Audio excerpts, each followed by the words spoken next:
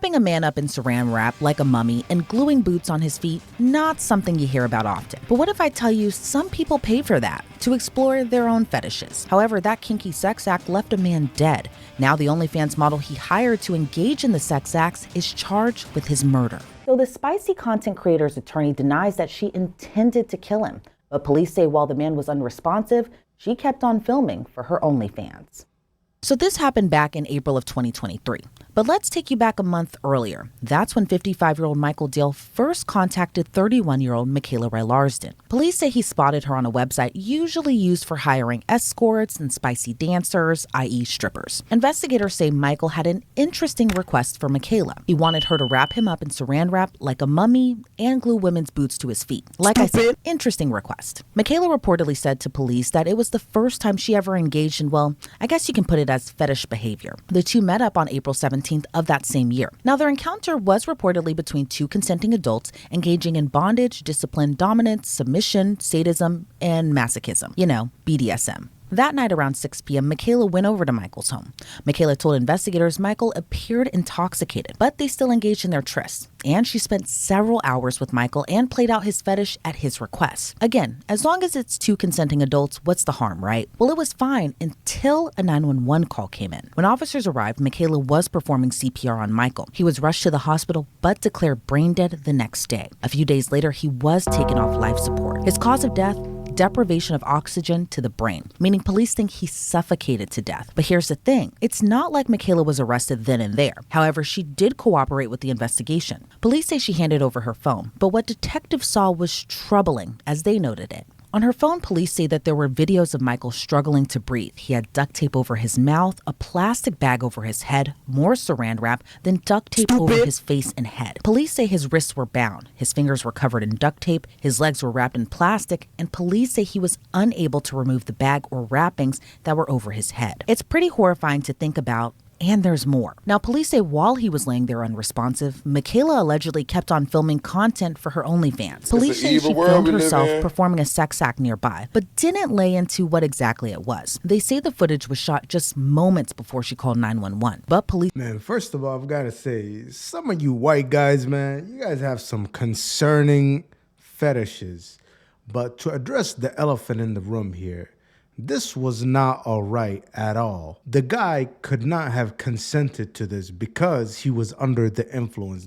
The lady said, oh, this was between two consenting adults. Well, you can't give consent when you're under the influence. He was drunk and he was under the influence of some other drugs that we'll see. So he could not have just consented to this. Police say Michaela denied putting the bag over Michael's head. During their investigation, they learned more, like that Michael paid Michaela $11,000 to have conversations with him and to come up to his house, tie him up, and perform other bondage acts with him. Michael's roommate reportedly told police he saw Michaela super freaked out. His roommate told police he saw Michael on the floor in his sweatpants wrapped in saran wrap from his hips down. Prosecutors say while the evidence shows Michael hired her to perform bondage and fetish acts, there's no indication he asked Michaela to obstruct his breathing or put tape over his mouth or a plastic bag over his head. But Michaela's attorney says that there was no intent to kill him and no attempt to cover up what happened. According to the Orange County Register, her attorney also questioned Michael's cause of death, pointing to the combination of alcohol and a prescription drug in his system. So what happens next? Well, trial.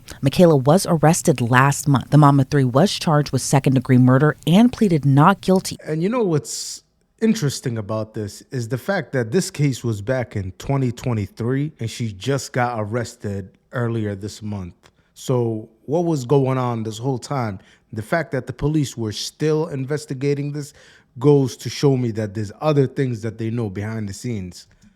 To her charges. Ultimately, it'll be up to a jury to decide whether or not Michaela is guilty or not guilty of second-degree murder, but let's bring on attorney Melba Pearson to get her take on this case. Melba, always great to see you. With what we know now, do you see a jury coming back and saying guilty on second-degree murder in this case? Well, always great to see you and to be on with you. And I don't see this as a second-degree murder case. I think because of the salacious nature, everybody's like, oh my gosh. But we also have to look at the intent aspect. And because when the defendant turned over her phone and all the different correspondence that had occurred between her and the victim, it was very clear that they mutually agreed to these activities. He actually wanted her to do more than she actually did.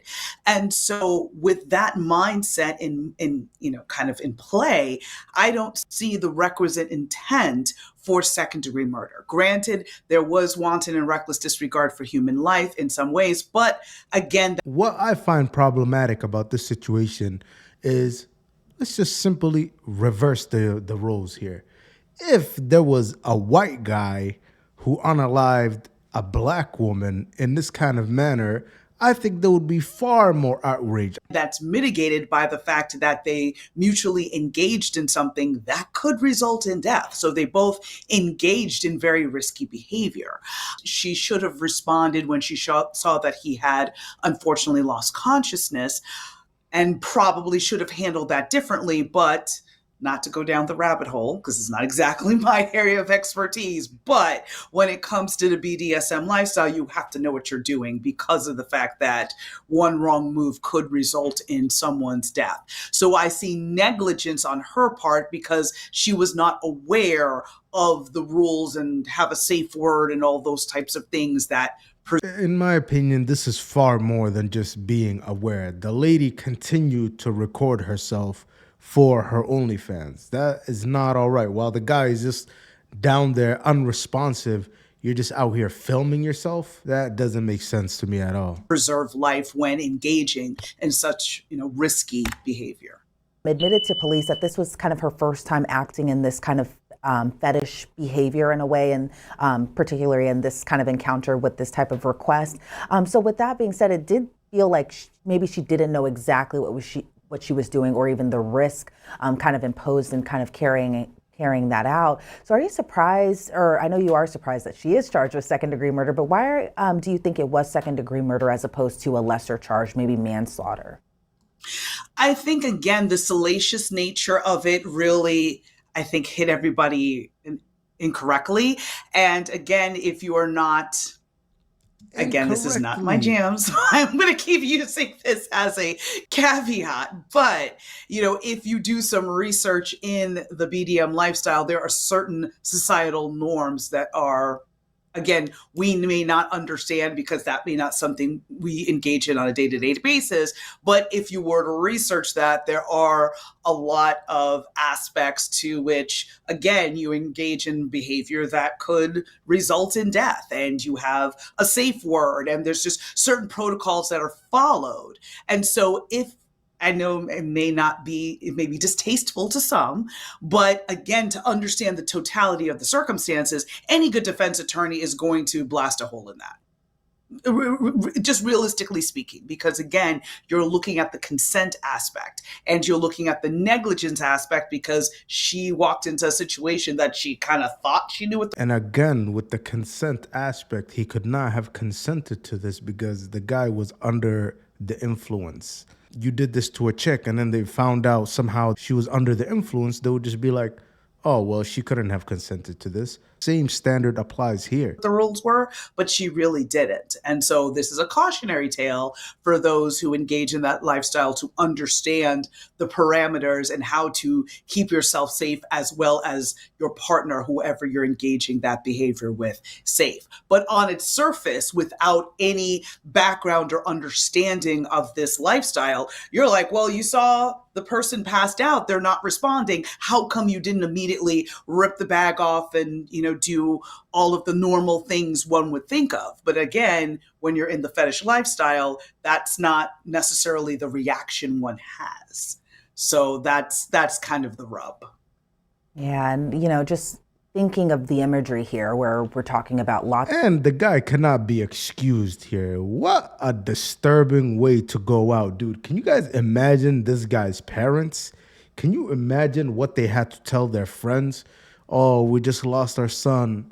Oh, I'm so sorry to hear. What happened to him? Oh, he was snuffed out by this worker, let's just say, that he hired to wrap saran wrap around his face and put boots on him. Like, come on, dude. What are you doing with your life? Yeah, and that's where we'll leave it, guys. Very disturbing story. If you have thoughts about doing this kind of stuff, I would urge you to not do this. And I would urge you to get some help, as Michael Jordan once said. But let me know what your thoughts are down below. Do you guys agree with this? Do you guys agree that she should go to jail? What do you guys think about the guy going out like this? Like the video, subscribe. It's your boy Scope. Hopefully you enjoyed the video. I'll catch you on the next one.